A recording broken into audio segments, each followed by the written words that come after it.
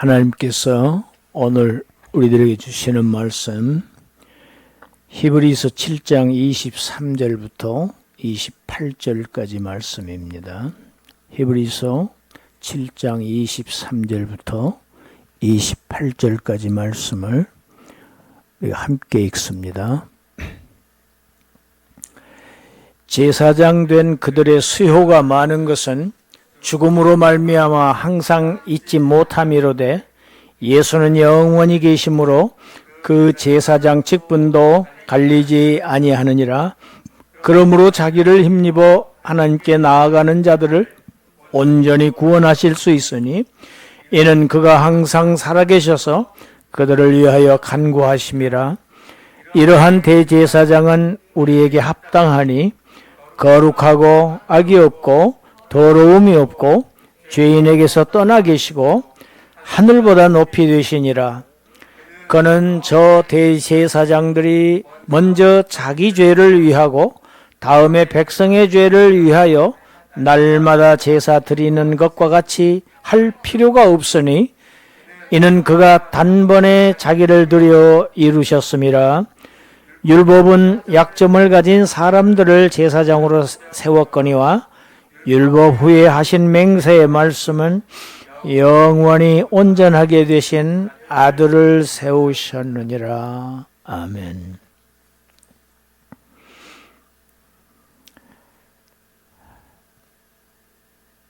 세상 모든 사람에게 아주 공평한 것이 한 가지 있습니다.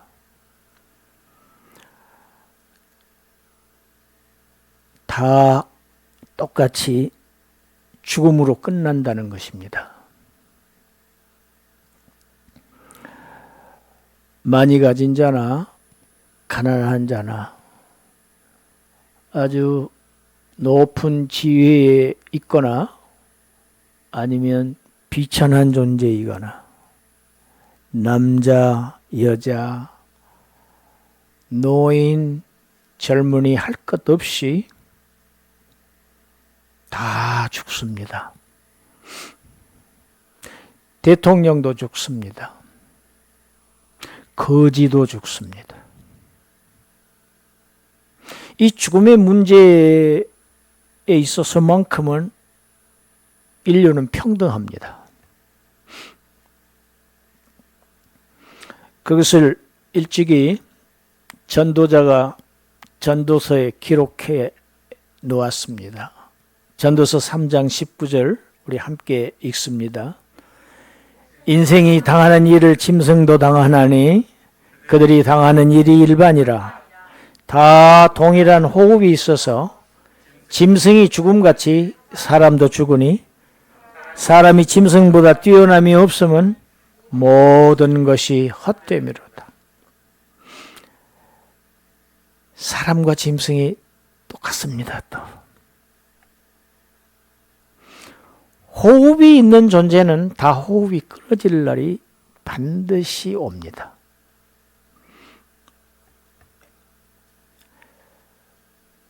히브리서 9장 27절에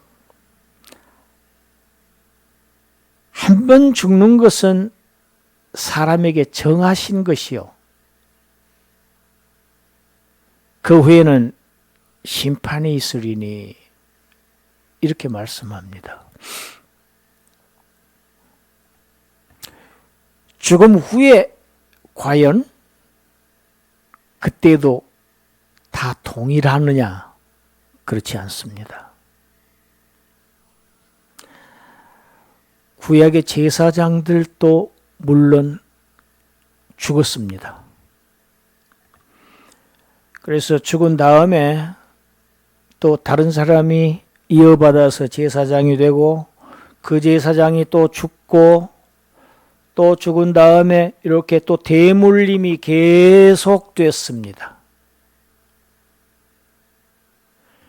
이렇게 대물림이 되는 죽음으로 대물림이 되는 이 제사장은 영원하지가 않습니다.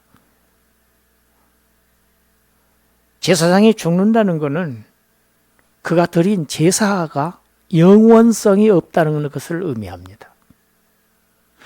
이 제사 제도 자체가 불완전한 제도라는 것을 의미합니다.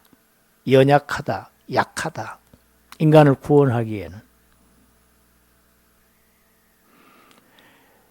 그래서 하나님께서 세우신 새로운 대제사장 예수 그리스도, 그는 레위 지파를 따라서 세워지는 인간 제사장들과 근본적으로 다른 점이 있습니다.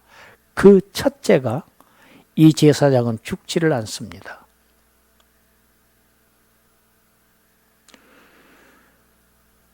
그 안에는 영원한 생명이 있는 분이에요. 그는 생명이에요. 그래서 죽음이 그를 지배할 수가 없는 존재입니다. 우리 디모데전서 6장 16절 읽습니다. 오직 그에게만 죽지 아니함이 있고 가까이 가지 못할 빛에 거하시고 어떤 사람도 보지 못하였고 또 볼 수 없는 이시니 그에게 존귀와 영원한 권능을 돌릴지어다. 아멘. 오직 그에게만 죽지 아니함이 있습니다. 그에게만 생명이 있습니다. 그래서 예수교는, 기독교는 생명의 종교입니다. 할렐루야. 그에게만 죽지 아니함이 있기 때문에, 생명이 있기 때문에 기독교에만 유일하게 생명이 있어요. 영생이 있습니다.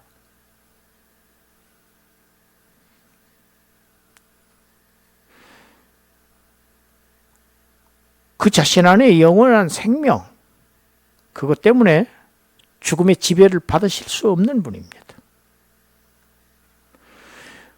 그래서 그 새로운 제도의 제사장직은 바뀌지가 않습니다. 다른 사람에게, 죽음으로 다른 사람에게 물려지지가 않아요. 항상 이 대제사장은 살아계십니다. 할렐루야. 살아계셔서 지금 이 순간에도 지상에서 우리를 위한 대속의 속죄의 사역을 마치신 이 대제사장, 아직도 임무가 끝나지 않으셨어요. 이 사역이. 왜? 아직도 우리의 구원이 완성되지는 않았기 때문입니다. 그래서 계속하십니다. 어디에서? 천상 하나님의 보좌 우편 영광의 자리에 앉으셔서 우리를 위해서 중보하십니다. 날마다 시시로 때때로 우리를 위해서 기도하셔요. 간구하셔요. 우리의 구원을 위해서.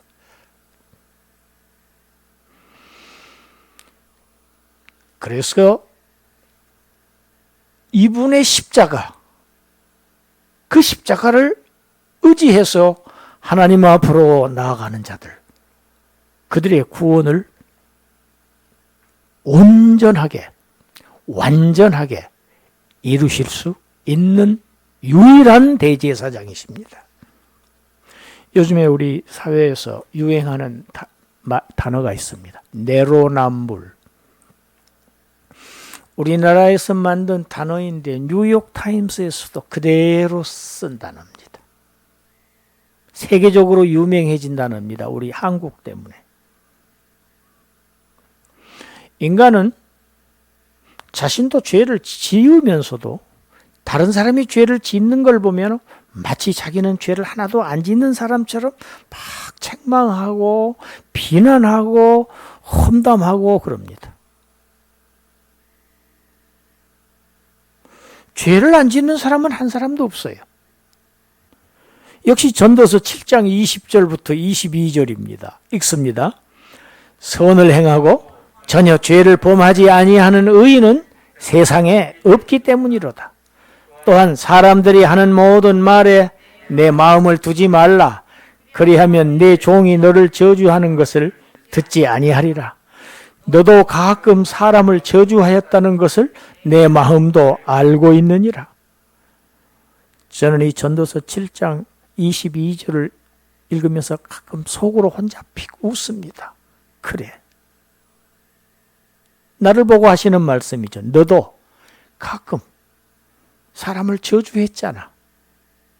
다른 사람은 모르지만은 내 양심이, 너의 마음이 그것을 알고 있잖아. 그러니까 내 종이 너를 저주한다고 해서 그걸 내 마음에 두지 말아라. 마음에 신경 쓰지 말아라.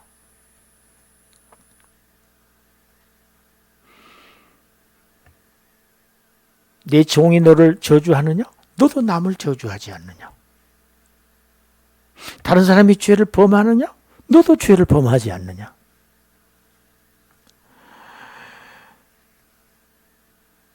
여러분, 이런 새 제도의 새 대제사장, 이분은 내로남불이 아닙니다. 그는 근본 거룩하신 하나님이세요. 그리스도는 영원 전부터 하나님 신적 존재이셔요. 거룩하신 성자 하나님이세요. 그의 본성이 죄하고는 전혀 관계없는 그것이 바로 거룩입니다. 죄의 그림자조차 없는 것. 그런 분이세요. 그래서 성경에 죄를 알지도 못하신 이라고 표현해 놓고 있습니다. 물론 그분이 인간의 몸을 입고 세상에 오셨습니다. 그러나 그분이 인간으로 세상에 오신 그 과정은 보통 사람들과는 전혀 다르지요. 모든 사람은 다 아담의 후손들로서 아담이 지은 최초의 그 죄, 우리가 보통 원죄라고 표현합니다만 원죄라는 표현은 사실 정확한 표현은 아닙니다. 아담이 지은 죄 때문에 죄에 대한 책임, 죄책, 그리고 더러움을 가진 상태로 출생하는 것 자체를 원죄라고 합니다. 선악과를 똑 따먹은 그 자체 행위를 보고 원죄라고 하지를 않습니다. 신학에서는. 모든 사람이 그런 상태로 출생을 합니다. 죄인의 신분으로 출생을 합니다. 그래서 죄를 짓습니다. 신분이 죄인이기 때문에. 그러나 우리 주님은 아담의 혈통을 따르고 살아서 나시지 않았습니다. 오직 거룩하신 하나님의 성령의 역사로, 그래서 처녀의 몸을 통해서 나신 거예요. 처녀의 몸을 빌어서 나신 것이죠. 통해서. 그는 일생 동안 잉태되는 순간부터, 출생하는 순간부터 십자가를 지시고 성찬하시기까지 그의 일생은 성령께서 그와 함께 하신 일생이었습니다. 그래서 의로우신 삶을 따라서 살았습니다. 하나님의 뜻을 좇아서 사시는 거룩한 생을 사셨어요.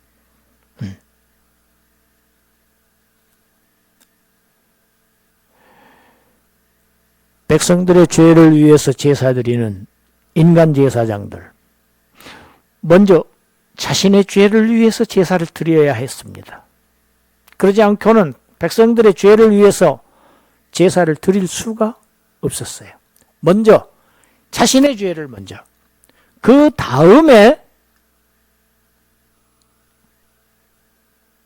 백성들의 죄를 위해서 제사를 드렸는데 매일 드렸습니다. 자주 같은 제사를 드렸습니다. 이렇게 제사장은 죽음 때문에 또 자신의 죄 때문에 제사가 계속 반복된다는 사실, 똑같은 제사를 자주 드려야 한다는 사실이 무엇을 의미합니까? 이 제사 자체는 불완전한 제사라는 것을 의미합니다. 죄인을 구원하기에, 우리를 구원하기에 온전하지 못하다는 것을 의미합니다. 그러나 우리의 거룩하신 대제사장. 그분은 거룩하시고 악이 없으시고 더러움이 없으시고 죄인들과는 거리가 전혀 먼 의로우신 대제사장. 이분은 우리를 위해서 속죄 제사를 드리실 때 인간 제사장들처럼 짐승을 제물로 드리시지를 않았습니다. 거룩하신 자기 자신을 제물로 드렸기 때문에 그의 제사는 제사장도 거룩하고 제사장도 죽지 않고 영원한 제사장, 제물도 거룩하고, 그래서 이 제사는 자주 드릴 필요가 없었어요. 자신을 위해서 제사를 드릴 필요가 없었어요. 자주 많은 제사를 드릴 필요가 없었어요. 단 한 번의 제사로 영원한 제사를 드리시고 우리의 구원을 온전히 이루셨습니다. 할렐루야. 이렇게 구약의 제사에 관한 율법은 맹세 없이 죽음 때문에 일시적인 제사장 사역을 할 수밖에 없는, 그리고 그 자신도 죄가 있는 그러한 불완전한 제사장들을 세웠습니다. 그렇지만 율법 후에 하나님의 말씀은 우리가 시편 110편 4절을 지금 몇 주 동안 자막에 띄우고 우리가 읽었습니다. 하나님께서 맹세하신 제사장입니다. 하나님께서 뭐라고 맹세하셨습니까? 내가 너를 영원한 제사장으로 세우리라. 그는 생명의 시작도 끝도 없는 영원한 제사장입니다. 이 제사장은 죄가 없고 거룩하시고 부족함이 없는 온전한 제사장, 이 제사장을 하나님께서 세우셨어요. 제사장이 영원하다는 것은 그가 드린 제사가 영원하고 변할 수 없다는 것을 의미합니다. 그 효력이 약화되지 않는다는 것을 의미합니다. 취소되지 않는다는 것을 의미합니다. 그래서 우리의 구원이 영원하다, 우리의 구원이 변할 수 없는 구원이라는 것을 의미합니다. 저와 여러분들에게는, 우리에게는 이러한 제사장이, 대제사장이 계시다는 겁니다. 영원한 제사장이 계시다는 겁니다. 이 대제사장 그리스도께서 저와 여러분들을 온전하게 구원하십니다. 그가 십자가에서 피를 흘리셨어요.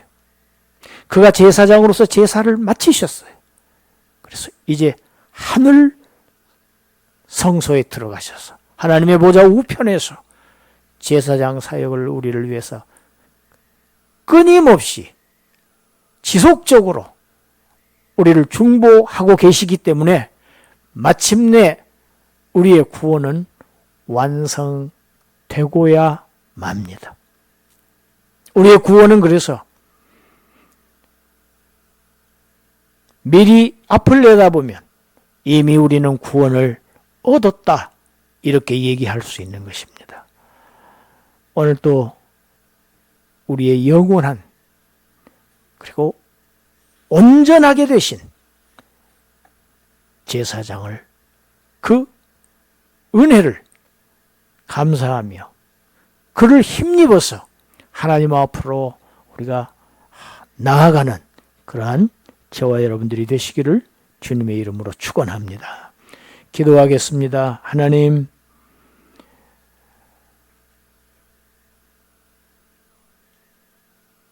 변할 수 없는, 소멸되지 않는, 약화되지 않는 이러한 온전한 구원을 우리에게 주시기 위해서 온전하고 영원한 제사장을 세우셨다는 이 놀라운 하나님의 축복의 말씀을 저희들이 받습니다. 이 말씀을 의지합니다. 이 말씀을 평생 붙들고 하나님 앞에 도달하는 그 순간까지 저희들의 변치 않는 이 믿음, 점점 더 이 믿음이 굳게 되어서 마침내 그 영광의 자리에 도달하는 우리 모두가 될 수 있도록 축복하여 주시옵소서. 예수님 이름으로 기도드리옵나이다. 아멘.